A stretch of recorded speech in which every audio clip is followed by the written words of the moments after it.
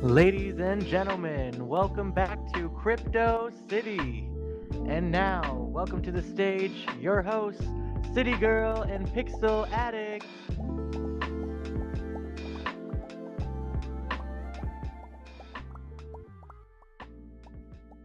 Welcome, Hey everyone. everyone, Thank you so welcome. much for joining us tonight at Crypto City. We appreciate you returning back tonight. How you doing tonight, Pixel? Good, good. Monday night, Christmas is coming, so I'm in that mood. We're watching movies. Where the house has to be fully decorated, so we get nice and chipper this time of year, don't we? I mean, we just had some snow. I don't know about you, but we had 4 inches last night, and then thankfully today it warmed up, and now we have just a dusting left on the ground. But really glad that it went away because I am not a winter person. Not happy about it. Should not live in the Northeast, but that's where I'm Oh, stationed. no, I'm Canadian. I got chilled right to the bone, so I expect there to be lots of snow at Christmas, and I can't believe there's not like snow over the sidewalks. When we were kids, you could see that. Like, you're crazy. That's cold. Really cold. I have no interest in that. Give me the palm trees all day long. Yeah. So tonight we have Miggy coming back out to talk to us, which is exciting. Before Awesome. that, just a couple of little news things that I thought were interesting. Um, so Meta, obviously the owner of Facebook and everything else, in all things Meta now. So they introduced a metaverse experience in Africa via this multi-layered concert that included like mixed reality, NFTs, avatars, augmented reality in Nigeria. And it was something that they were trying to implement to help the creators out there Hmm. understand the experience, kind of get a feel for what the rest of the world is doing right now. And they said they estimated that 10 years after this implementation, that we're looking at about a 1.8% growth for them, which is equal to about 40 million US dollars, which is Wow. actually huge for that area. So that's really exciting. I mean, we're in here every day with people from all over the world, but we don't realize that there are still some parts of the world that are not there yet. So it's kind of cool that it's starting to spread out even further. What are your thoughts on that? Yeah. Well, the proliferation of like mobile and all the tech kind of worldwide, it goes quick. So Africa's been like ahead where they use mobile payments on their phone and such, and so they've had a lot of tech, kind of a lot of industry to get approved. Some blockchain projects, I know a lot of Cardano and a lot of big blockchains are going there to do some sort of innovation and stuff. So having Instagram and filters and AR and VR and NFTs, I'm sure Meta wants to just introduce a lot of those ecosystems. So, like you said, the creators in those areas can, participate and, and sell their works, and it's a lot easier now to kind of share and, you know, market your work worldwide now, not just kind of regionally, locally. Absolutely. It's super exciting. I mean, I love to see that, they're doing it in interesting ways too with this, multi-layer concert. It's something that's exciting and entertaining, so people will want to go to it and be part of it instead of just throwing it at them as, almost like instead of making it work. It's something Right. exciting. Yeah, it's good. So another funny thing I thought I would share. A couple of weeks ago, we did our episode on the POAPs, and I kept, felt like I was kind of pushing the whole point about like how the regulatory committee is so strict and they watch everything, and Hmm. I felt bad afterwards because I was just like, well, I didn't want to put a negative spin on it. I was just trying to be realistic. You have to follow the rules, or they'll kick back to you. So, Right. how funny is it that today I actually got an email from the POAP authority? They sent me my the POAPs for tonight's episode, and they said to me, "We're just wondering, is there some confusion on how to claim the POAPs? And do you need some assistance?" And I sent back, "No. What do you mean?" I'm like, "I've been getting the POAPs each week. I've been distributing them to the people who have claimed them, and and I've only been requesting 15. It's not like I've been requesting so many." And so the gentleman who I was communicating with, he responded back and he said, "Oh, I did a little digging and now I see you've been issuing them out, and people have who have been getting them have actually been claiming them, but not actually following through and minting them." Which is the additional piece Oh. of it. But if you don't Mhm. have a wallet and you don't have the ability to do that, which you don't need to, you just have my phone. He's like, but I can see that people have been claiming them on email. They just haven't actually been minting them. So they Ah, I really see. are watching, which is so funny because you would think in this day and age, everything is so automated Right. that, it would just be the system processes it through on to the next one. But there's really people sitting there going, this person keeps getting POAPs and they're not utilizing all of them. Let's check it out. It's kind of funny. Yeah, well, it's good, nice to have a social kind of, their own kind of structure where they're kind of pushing their tech and they're being startup with good customer service and trying to kind of help out. So nice. Definitely. Agreed. So, as we said tonight, our whole show is going to be on NFTs and gaming, and we have Miggy Celis with us tonight. I'm going to introduce him to come out in a moment. If you remember, he's been on a few times with us. A couple of weeks ago, he came on and talked about some of the conferences and expositions that he's been going to and speaking at. But tonight, we're going to focus on gaming and play to earn and some of these cool things that are happening with NFTs in the gaming community right now. So if you could all throw up some emojis to welcome Miggy, come on out.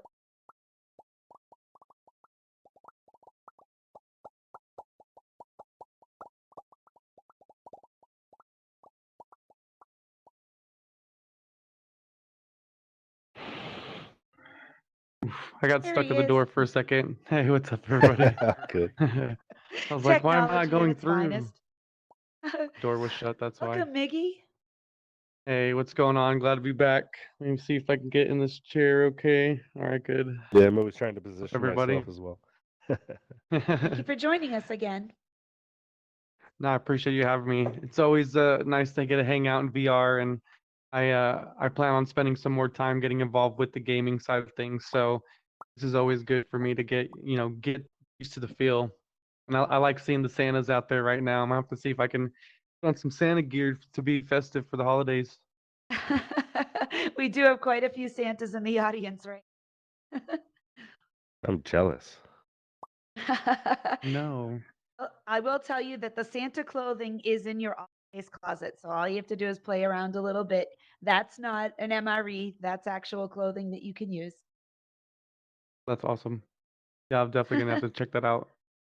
No, but yeah, thanks for having me. I appreciate it. It's Sure. been really good getting involved as much as I have with NFTs and Web3 space, and gaming seems to be a really good area where it'll make it easier for people, to get involved who really don't know very much about blockchain or anything like that. Um, Sure. sorry, I didn't mean to cut you off. No, no, no, go keep continue. Oh yeah, so no, so it's been great, especially seeing the utility of what the blockchain has to offer, and seeing a growing gaming economy. It just makes sense that combining the two industries, taking the best of what both have to offer, and putting them together is what really makes a functional project. And so I've had the chance to really work with a few different games, some gated by NFTs, some not.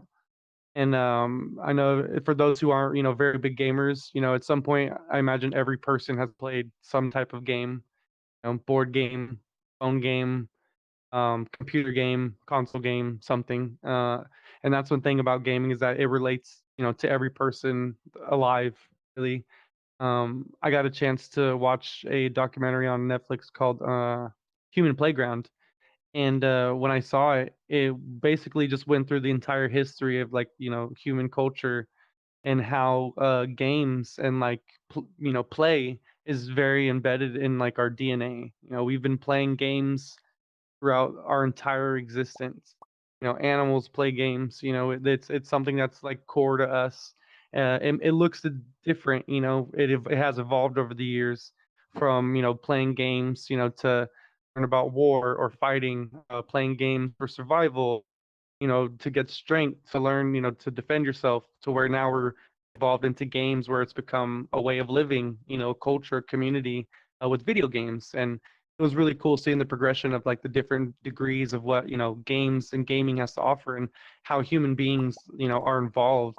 And so you can imagine, fast forward to today, we've seen the gaming industry pretty much remain the same for a very long time. Um, Probably, I'm gonna assume all of your lives, everybody in this room, like gaming industry hasn't changed too much. Besides from Atari to now, computer games, there's not much to it except the graphics have gotten better. The games have gotten faster. Now we can talk online and play online together.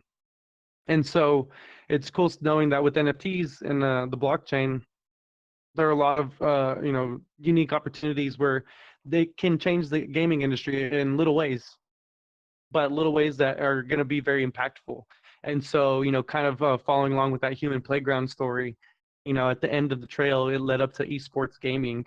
And now what I think we'll see is, a little bit more engagement to where gaming itself will kind of transcend just the console and the video games. It'll extend to unification of jobs and systems to where that we operate will be in a reward fashion, that you'll be incentivized to do things, to do jobs, to do work, and you'll be rewarded for it in a way that's engaging and maybe even fun. And so with NFTs, that allows for a lot of that uh, concepts to be realized and to be functional in the real world. So, a few things about NFTs for those who don't know. NFTs are digital assets. It's a way to create the games. We see that there are already digital assets that exist. You have game skins. For those of you familiar with Fortnite, kids or you bought V-Bucks, to get these skins to make your character look cool. Or maybe there's games where you buy things that it lets you upgrade your account. Maybe you need a sword, you're playing World of Warcraft or something like that, or you're in Silent Hill and you pick up, some bullets for your gun. All these concepts are already exist in games. So with NFTs, that allows for those digital assets to be certified on a public ledger system, which is the blockchain. And the blockchain, has a level of transparency to where it creates of automation and fairness that, it allows for these assets to exist in a world that makes it very hard to steal, to replicate, to, copy and all these things. Um, and so even currently, what we've seen in the last couple of years with just the gaming industry in its own right is that since the pandemic, it has really grown. A lot of people were pushed indoors for a very long time in isolation.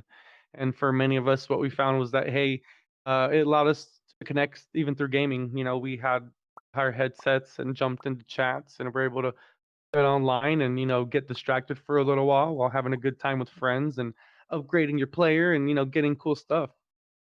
No financial reward. You're not making money from it.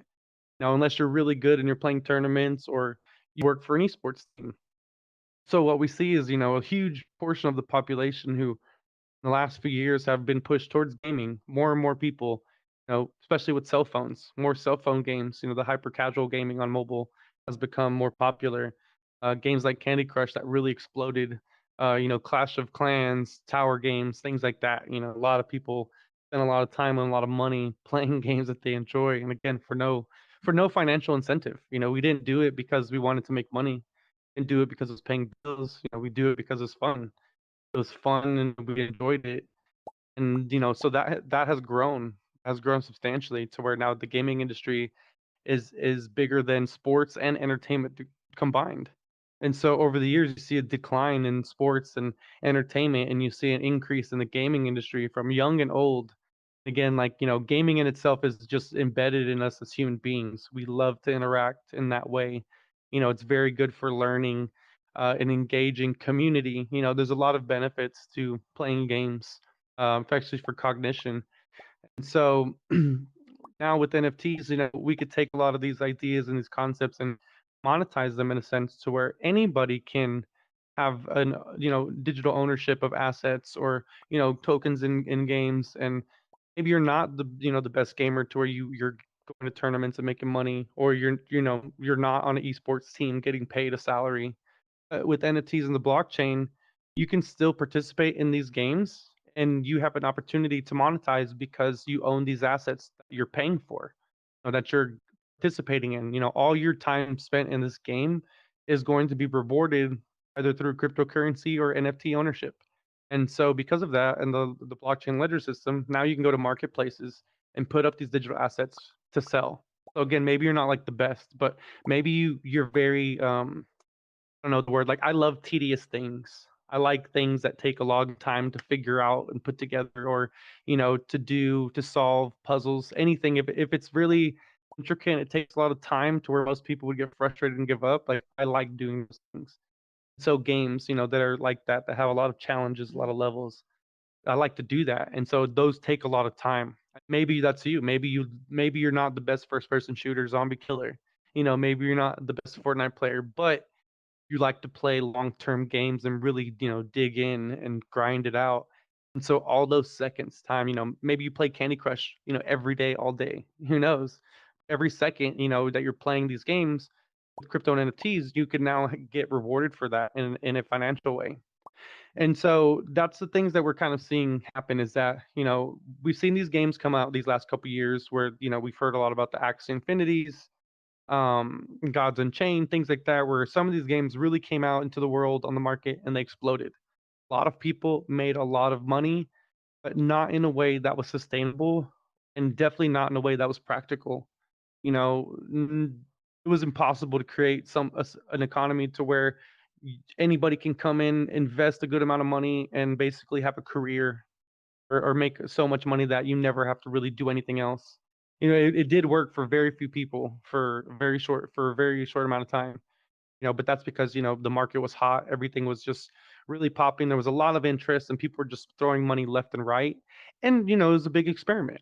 Not a lot of people knew what they were doing. We were just testing out what we could do with NFTs, and we knew the basic functions that hey, if I sell these things, people can buy them, but they didn't really understand a lot of the applications for the game and how to create a sustainable economy.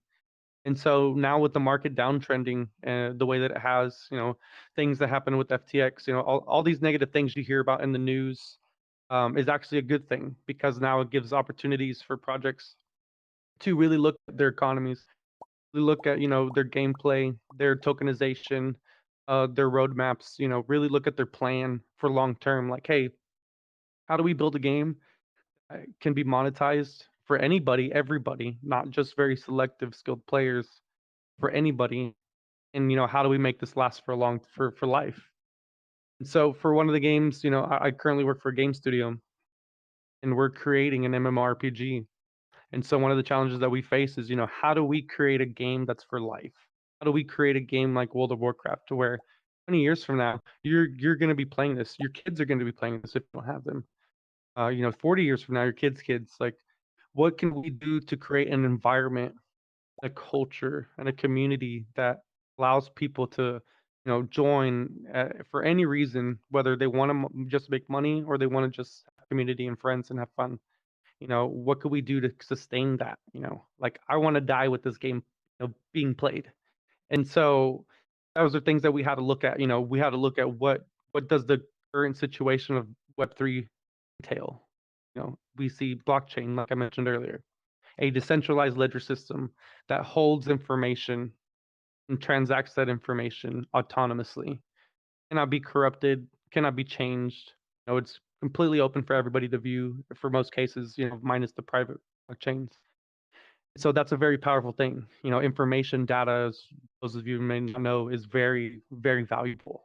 Actually, in fact, it's probably one of the most valuable resources out there in existence. Despite what you may hear, it is information data. There are a lot of companies that pay a lot of money to obtain information about you, your habits, Mhm. what you do, you know, everything. I mean, social media, everything is it's all about information. So the blockchain, can store this information securely and transparently and make it public, and anybody can participate and interact. And so you can understand how that could be a powerful tool. Now you take that in a game, that has an economy, a marketplace, and digital assets. Now you create a level of fairness that everybody can operate. And now cryptocurrencies, they operate on this ledger system. And cryptocurrencies, for those who may not know, are just digital currencies. And so working with the blockchain, you can now move these currencies because all it's information that is being stored on the ledger system and create, a database that everybody has access to.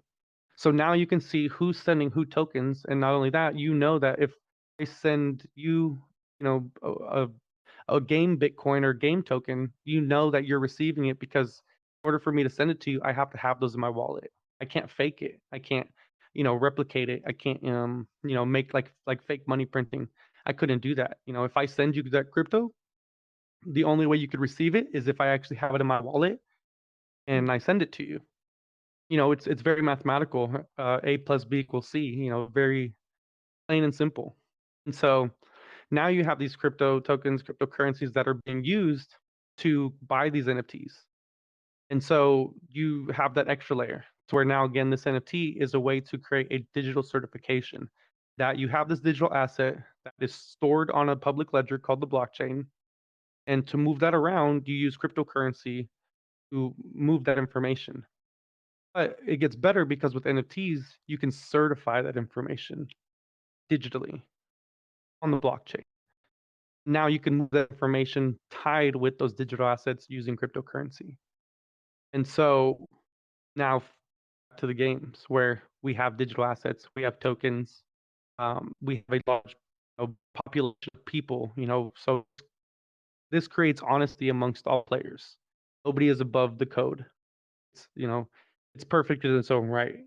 And I mean, minus errors and stuff in actual coding methods, but you know what I mean. For the basics of algorithms, the way that these operate, A plus B, C can't happen if those first two don't occur.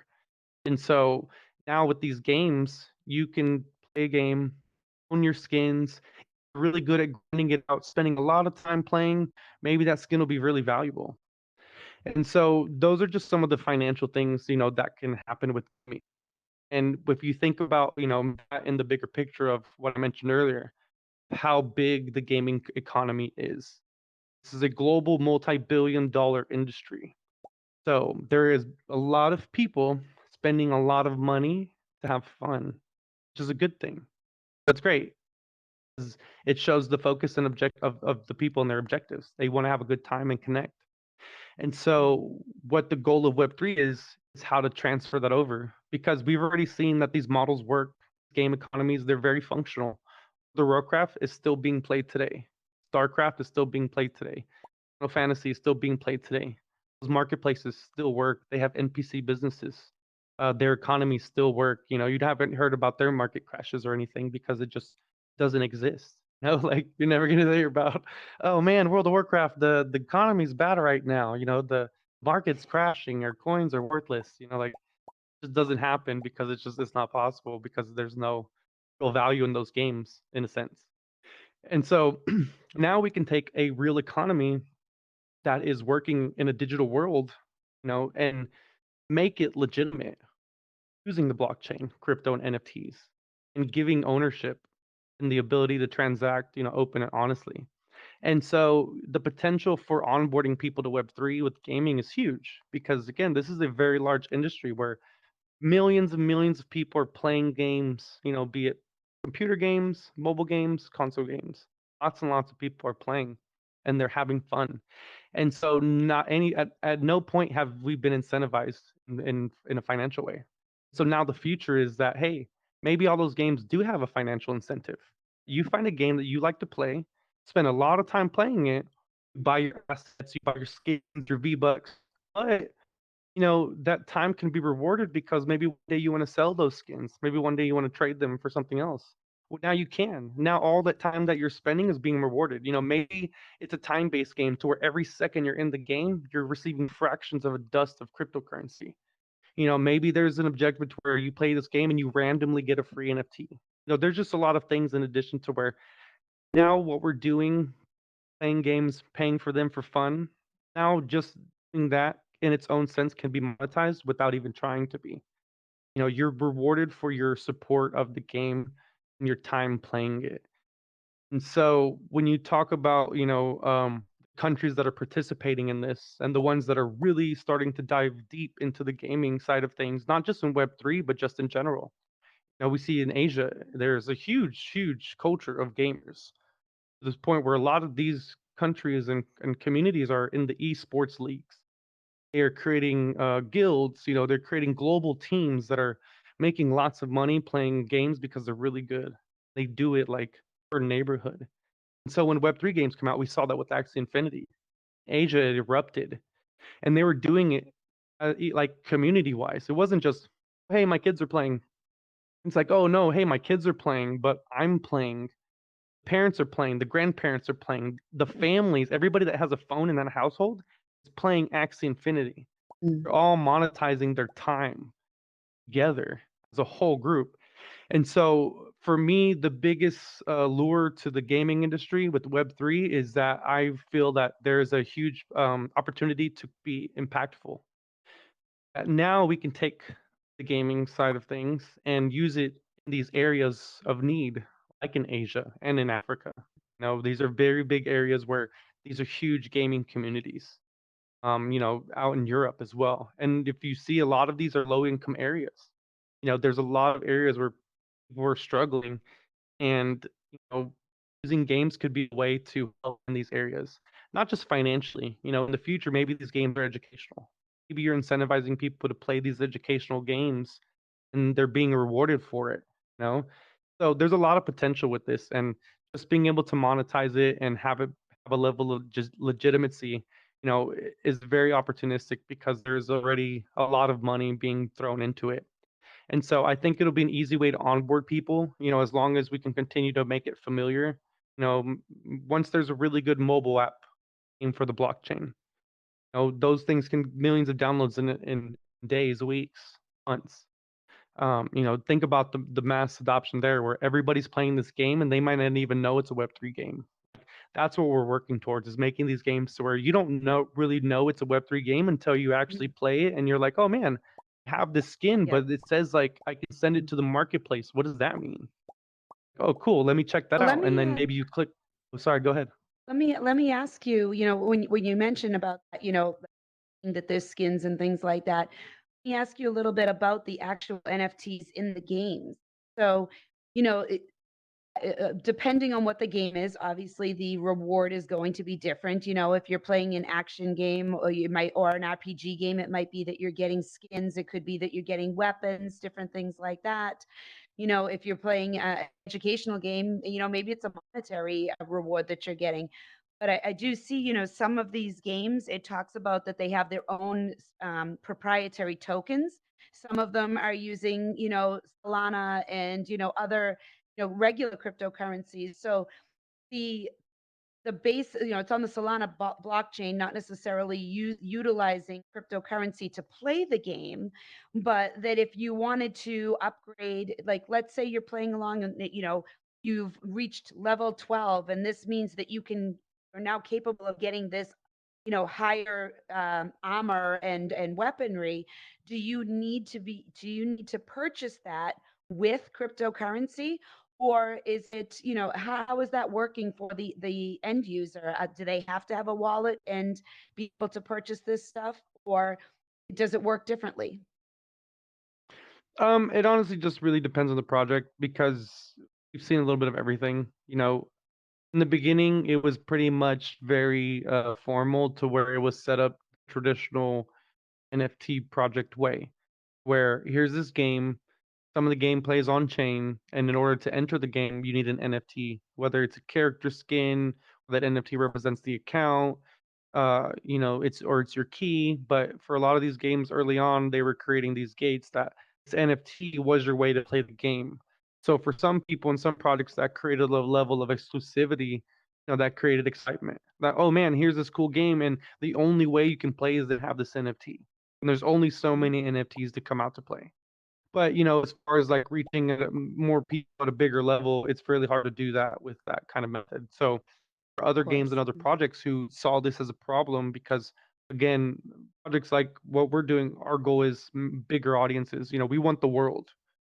We want everybody playing our game. We want everybody playing our Mhm. game for as long as games can be played. And so, we can't do that making NFT gates. So we see some games, doing it the other way to where instead of having to have the wallet first and the NFT to get in, having to have a little bit of prior knowledge, they make it again easy to where you don't even know it's a Web3 game. You see this cool game that you like, that you want to play, you download it, you start playing, you're killing, let's say zombies, you're earning points, and you're like, all right, cool, you're doing really good. Weeks later, you realize you have this token called Z-Bucks. Like, all right, well, you go to your game marketplace and you can use those Z-Bucks to buy, like you said, a character skin, upgrade a gun skin. Maybe you can level up your experience points. Just like normal. That's normal game things that people understand. You can upgrade things within an in-game marketplace because every game has their own marketplace. Well, not every game, but games that have assets, things like that, where you have to buy things, tend to have their own marketplaces and their own token of currency to operate in that game. And so, um, you know, let's again, the scenario is you find a game you like, you download it, it's free to play. There's no NFT entry, so you just get in, you start playing, doing really good, you start racking up points, you start, winning, earning some tokens. You're buying NFTs, you upgrade by skin. Then you realize again, like, well, that skin, can be sold or traded or put on a marketplace for auction, and so for what these games are doing, they're making it easier for people to where like you don't have to have the wallet first. You just join the game and you either have the option to get the wallet because you start noticing, you start working with the NFTs and the crypto, or many of them will put the wallet in the game. Now, these will be non-custodial type wallets where the game won't essentially own them, but they'll have access to that because they're helping make the transition easier. Mhm. Um, because for those of you who don't know, the securest wallets are the ones that you operate yourself. But that makes it a little bit more, um, not necessarily complicated, but it just creates more steps when involving a game that somebody who has no prior knowledge, it's hard for them to just have a wallet. So what these games are doing are putting in-game wallets to where, again, you just sign up with your game. Let's maybe sign up with the Google account. Well, signing up for Mhm. this game account automatically gives you a wallet. And so you just, as long as you're in the game and you're in the game marketplace, you never have to do anything else. Everything is in-house. And, that's where they're figuring out that this will be easier for access. This is how we get to reach more people by making it as familiar as the games that we're playing today and making that transition seamless. It shouldn't really be different. So Mhm. if you do the in-game wallet, it makes life a little bit easier. Now, transitioning outside of that may be a little bit different, but again, for some of these games, they're trying to make it as easy as possible. And so, using their in-house tokens and their in-house marketplaces to buy things, having an in-house wallet where it's easy to manage and store these assets, Mhm. that's the goal. Yeah, And and I the think NFTs are trackable. some of them are allowing like for the more advanced, they're writing up different, oh, be able to export it to different wallets and such if you wanted to. Mm. Then they're giving the Right. info. They're just not, you know, they're just not letting everybody because, like you said, once you on board. So I had a question more about the mechanical design. So you were talking before about like some of the games and the reward and the incentives. That can get tricky, right? Obviously, when you're play to earn and when you're doing that, the economics of the game, the mechanics, when you tied it to money. I believe like that's the biggest issue. That's the strategy and like what they have to plan because you can't plan for everything. Because there's not hackers, but there's whales. Whales will come in and grab certain resources in the game, and then so they have to plan for all that. So what do you think about the structure and mechanical design of some of these new Web3 NFT games?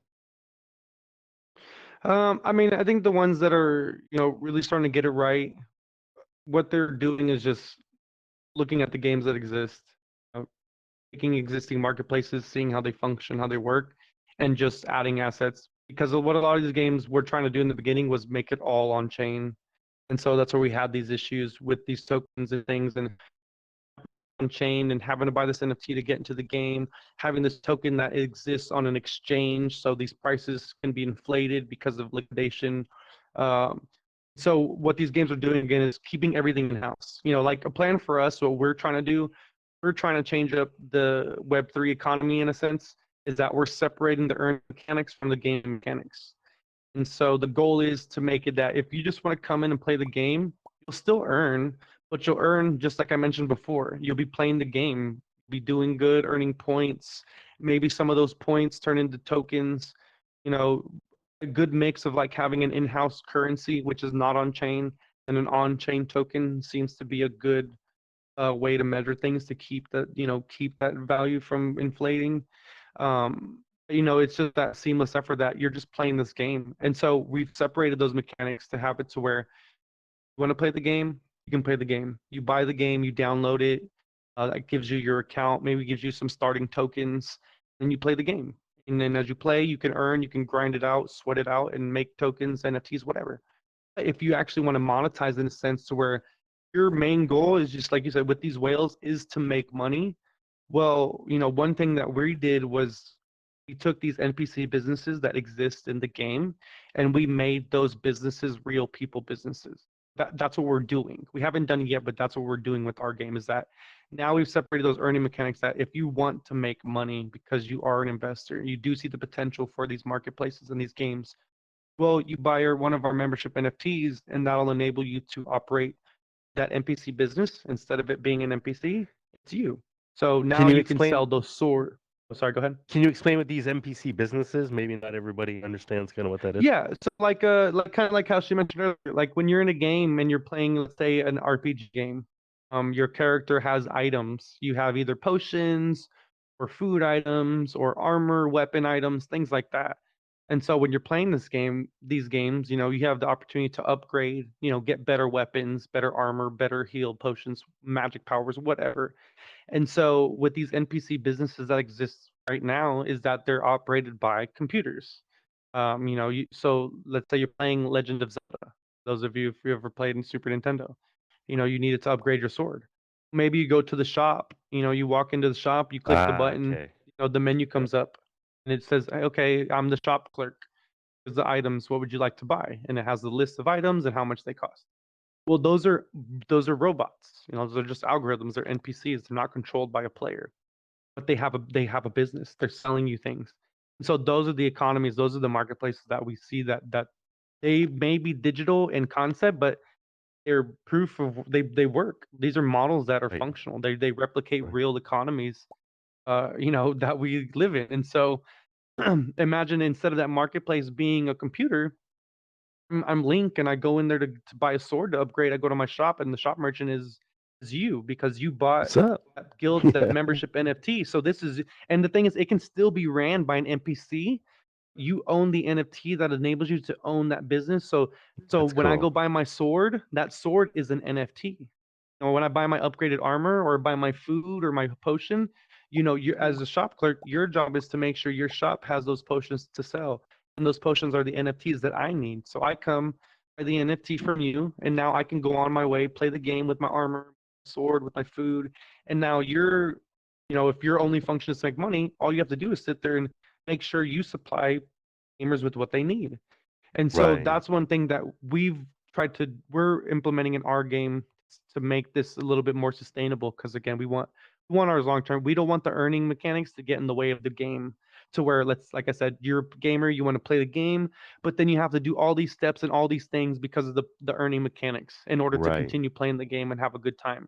We didn't want that to Smart. happen, Yep. So you can still make money, you can still earn playing the game, but if you really want to monetize, that's where you buy the membership to own the business.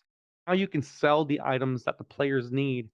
So now you can own a shop business that, hey, my character's gonna need some armor.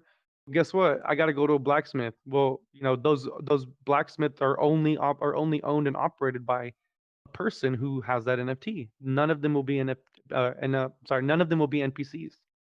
And so, And what I'm seeing you're now, yeah. oh, no, go Sorry, ahead. sorry, but what I'm seeing too is even avatars, right? Avatar collections, they're allowing creators to create other types of NFTs for it. So it's either a skateboard or like a jetpack, or you Mm, can see that with absolutely. maybe within gaming too.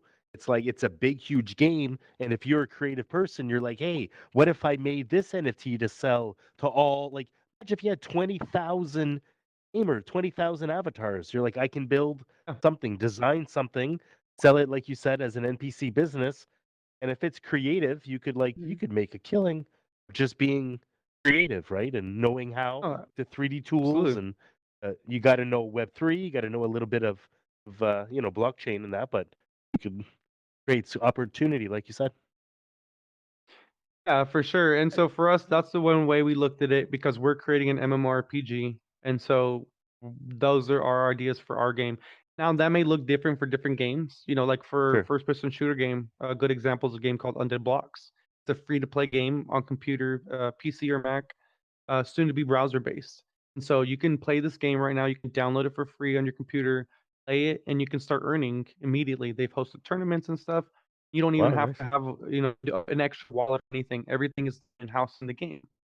And so now if you want to really, get into it and make money, yeah, you may have to actually learn little bit more about the NFTs, learn about how to put them on the marketplace, learn about the tokens.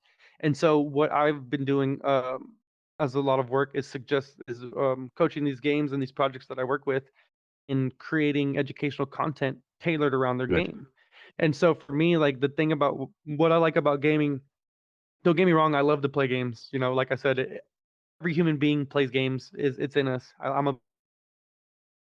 But the reason why I was so drawn to Web3 and gaming was because of the potential for actual real impact. Being able to educate and onboard True. people in a bigger way. I've spent a lot of time doing that and I've done it in small ways. It's 10 years trying to teach people, you know, and, and I've taught a lot of people, but I really, as you know now, like it's still such a small niche market, even after almost 12 years. And the problem is education, reaching people at a level that they're wanting to, take this information, hear it, and absorb it, and use it. And so games, for me, that's where I saw potential for the education because of what I just mentioned. It's like, hey, for one, we know people are interested. The industry is massive. People are spending lots of money. That's 100%. You cannot deny. You can't negate it. People are interested in gaming and spending billions of dollars doing it. And so that's the lure. People are going to do something that they enjoy. Now, why don't we use that to educate them? So let's say again, our game, you come in, now you do own the NPC business and you're starting, or let's say you're playing the game, you start owning things, you start having upgraded armor and you're like, man, I kind of want to sell this now and make money. How do I do that? Well, lucky for us, I made us in-house videos that you can just click this video and we're going to tell you about blockchain, crypto, and NFTs and wallets as it pertains to the game. So this information really isn't new. You can go to Google and find it anywhere else. What is the blockchain? What is crypto and NFTs? What is a wallet? But we're going to tailor this information about the game so that way it's the same information. It's wrapped around something you're interested in. You're already invested to the game because you like it, you want to play it. And so when you learn about a blockchain wallet that has to do with the game, information has much better retention. You're going to actually pay attention. You're going to actually probably follow through and, do whatever you learned. You're going to go into the wallet, maybe go to the marketplace, list your NFT, you're going to follow through. And that's the biggest problem is the follow through, the retention and the follow through. This information is out there. It's just boring. Nobody wants, unless you really want to learn about blockchain, Bitcoin, and NFTs, then you'll go Google it. What is blockchain, crypto, NFTs? But again, if it's something you're already interested in, let's say not even for a game, let's just say you like you love cats and there's an NFT project about cats, and maybe they do have a game, and so you're like, oh, dude, I like this cats, blah blah blah. Well, what do I do with this? They're going to teach you how to use their wallet and play the game and make a video about it, and you're going to listen to it and watch it because it has to do about the cat game that you like. So now you're actually going to learn and that information is transferable. And so for me, that's the best part is that I can teach people about crypto, blockchain, and NFTs and wallets using games. That information is Mhm. transferable. So if you come into my game because you like it, you play it, and you start watching my videos to learn, well, guess what? Next time you're introduced to something else about an NFT or cryptocurrency, No. let's say Yeah. you never knew about You'll Bitcoin, already but know. now you're like, okay, I want to buy some Bitcoin. How do I kind of know how to do that because I learned how to buy, the Altera token for the game. It's like, okay, I know about NFTs. Here's an NFT project I'm interested in. Now I can participate because I at least know the basics of what a wallet is, marketplace works, what NFTs are, what a cryptocurrency is, how the blockchain ledger works. Now this information is applicable to everything in Web3. So This is maybe what we've again, been you saying came for the into last couple of weeks too, that, yeah, people get really into it when they're doing something they enjoy versus, being 100%. taught to learn, told that they have to learn it when they're doing something they're enjoying, whether it's a game or whether they're, involved, like you said, with animals or something else that they're into. They're going to retain it more because they're not thinking of it as work. They're thinking of it as entertainment. Exactly. So that's where, for me, that was my biggest focus, was that this is something impactful. This is something transferable. I can keep doing what I want to do, which is teach people, get them involved. Because, for me, selfishly early on, I knew, hey, I like Bitcoin. I want to buy Bitcoin, but in order for me to make money off Bitcoin, other people have to know about it. And so, that's what started my journey. Now, like I said, with this, I can teach people in a way that they'll want to learn, and I get to play games doing it. I get to play Absolutely. games. I get to stream gaming Mhm. content. I've gotten to Mhm. meet game creators. I got to host a panel at DecentralCon. I moderated a panel with some big game companies. Atari was there. Got to meet people who are working for Atari and running a project for them. Really cool stuff, that I never in a million years would have imagined that I would have been brought into gaming. But, because of my focus for education onboarding, it just led me here. So I'm, again, selfishly going to use this opportunity to do that, to teach games like, hey, create educational content around your game for these basics so people will learn. Because, again, best part is that that information is transferable. Once you come into this game, you didn't know anything. The game was something you liked. Maybe it's a mobile game, maybe it's a zombie game, maybe it's an RPG. But the access was one, it was easy. Didn't require all these hoops to jump through. Two, it was very familiar. You downloaded a launcher, you loaded it, you played it, or you downloaded the app on your phone and you're playing it. Very familiar, very easy. And then the gameplay seamless. You're just playing a game that you enjoy. And that's the entry point. Once you learn about how to do all the Web3 stuff, now you can do it with anything else, and that is my favorite part about it. And so, uh, one cool thing I think with this opportunity is that in the future, what gaming will look like and how it will evolve is that, um, the last final thing that was like the biggest draw for me in the gaming side of things was just the potential of what it could become. We hear about gamification. People talk about it all the time. Gamification, gamification. What does that gamification actually mean? We talk about it in various ways, and for a lot of people, talk about it in a way that doesn't really actually matter. Very few people really consider what gamification could be. And for me, what I consider gamification is less having to do with playing a game and more with creating an incentivized system of reward is engaging. And so you can gamify things, jobs, tasks that are very tedious, boring, uh, by creating an incentive structure that is engaging and rewarding. That's gamification. That is a game. If you make it fun, even better. But that's where I see the future being, is that we're going to learn from these games, learn from these game economies, and take the gamification of things, and apply it to other industries and other systems. Well, that's a lot of information and very interesting. I want to make sure we have a little bit of time to have the audience ask you some questions. We're almost at the top of the hour, but let's throw it out there for Q&A. If anybody has any questions in the audience that you'd like to ask, we might have to have you come back on because there's some other things I'd like to go over at a later date with you too. So we might have to have you come back on and do a little bit more gaming talk. But do we have anyone in the audience with a question? I have an hour worth of questions. What do you mean? Like, just it's ourselves, like should be good. Right?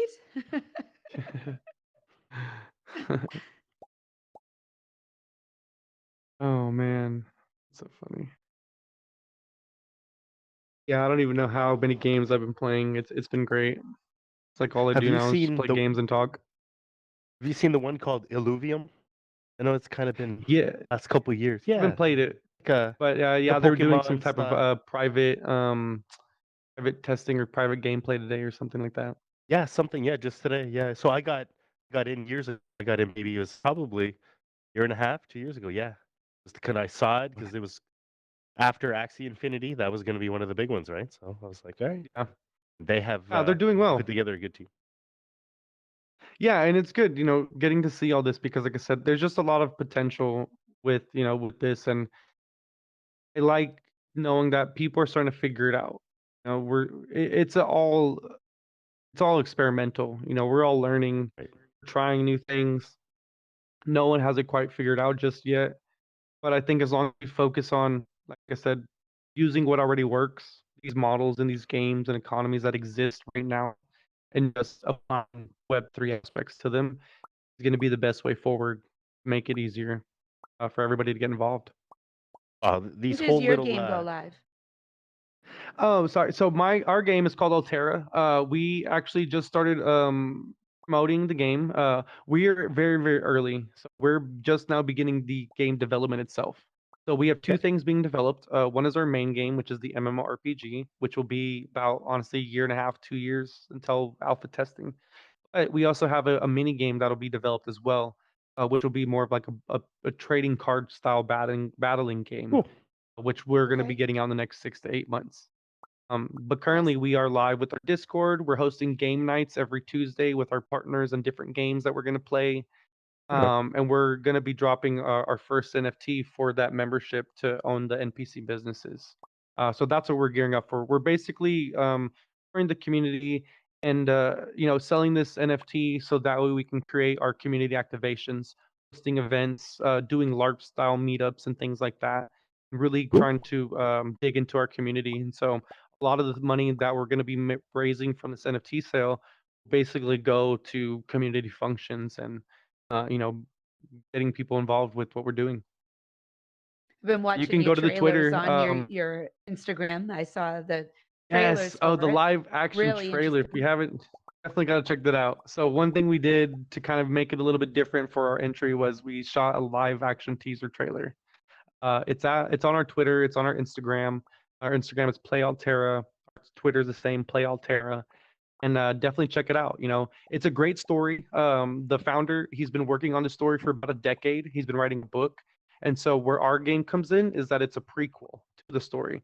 So those who are familiar with Lord of the Rings and the whole storyline that is involved, we're basically creating the Rings of Power, and the rest of the story is he's been writing Lord of the Rings and The Hobbit, and we're creating Rings of Power. That's the game, and so that's how this story is going to structure. We have long road of lore and storytelling, and so our goal is to make this again engaging and fun for the community because we're trying to create a whole world that people can participate in and have fun in, and who knows, maybe even make a few bucks. Always a Awesome. good goal. Amazing. Yeah. But we are right at the top of the hour. So we really want to thank you for coming on here and sharing all For this with sure. us. And there's just so much involved with gaming, Yeah.